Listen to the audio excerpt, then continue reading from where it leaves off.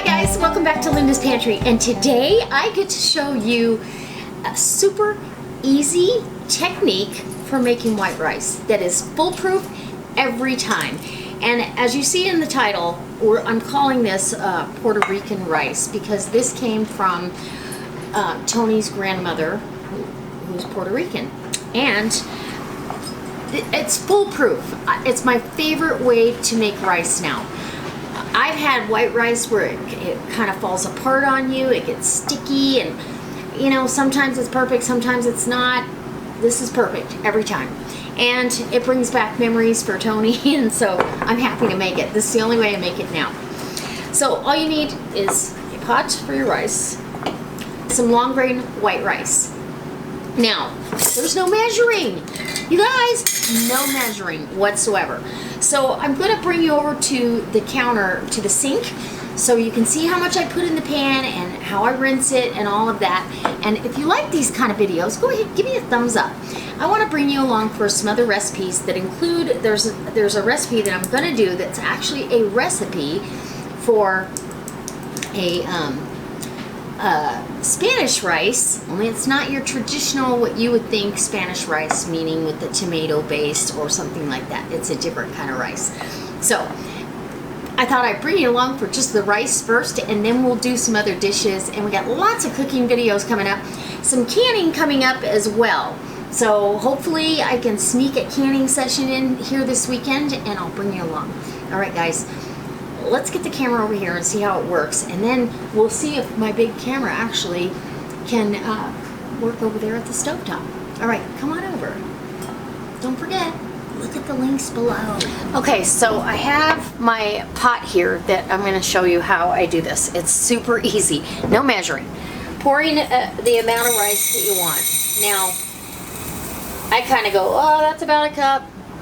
And oh, that's about another cup. You don't have to measure anything, so that makes it nice, especially if you're new to making rice.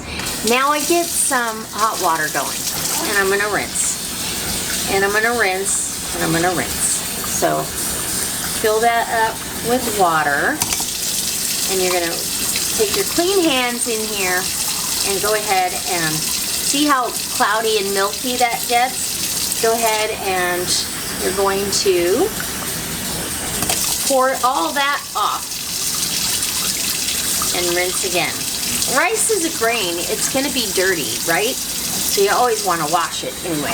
So I'm going to give it another rinse, and hopefully you guys can see good enough. I think you can. And as you rinse, and I like to rinse with warm water because we're going to be putting it on the stove here anyway, but it gets, I think it gets more of the dirt off. So a good three times to rinse that rice off. And when Tony was teaching me how to do this, I was like, okay.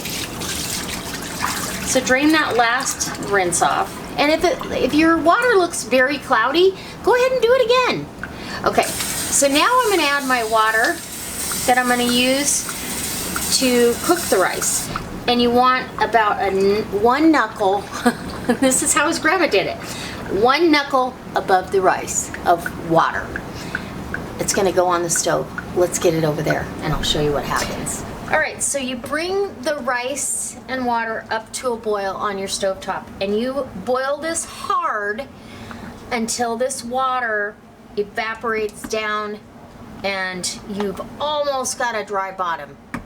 I'll bring you back to show you what that looks like.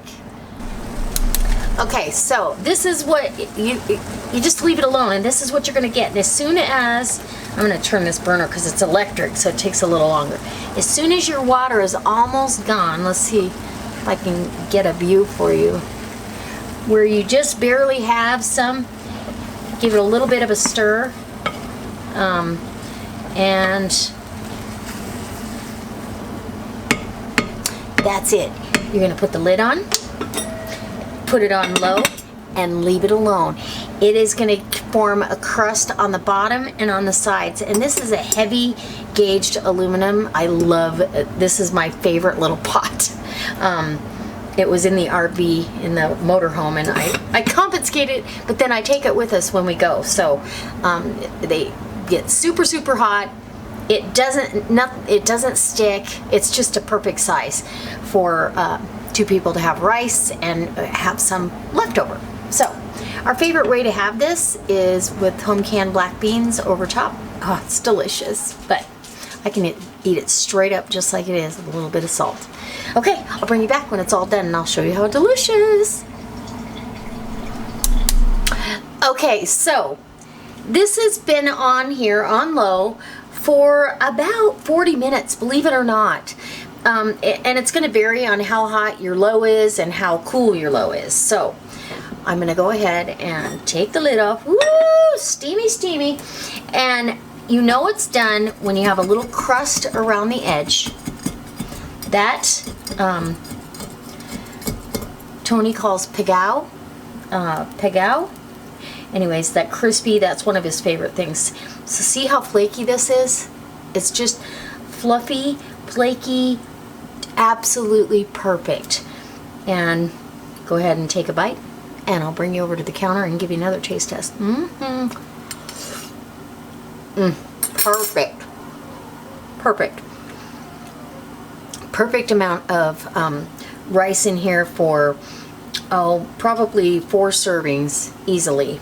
And that's a pretty healthy serving. I don't eat much rice at one time. So let's go over and I'll give you a taste test. Okay guys, so it's time for a taste test, and I'm going to taste this right out of the pot. Look at that steam. This pot holds the steam really, really well, but it's just fluffy and flaky, and you just take your fork and fluff it up. It reheats just as perfectly. It never falls apart. It's absolutely perfect rice every single time.